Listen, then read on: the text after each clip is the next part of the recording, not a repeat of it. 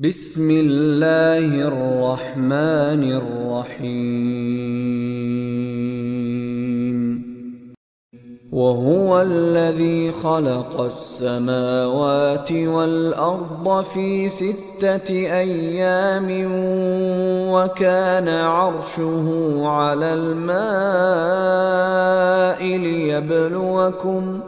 ليبلوكم أيكم أحسن عملا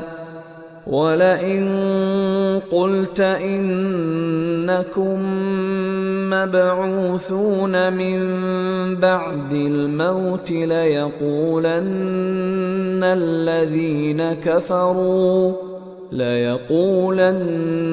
الذين كفروا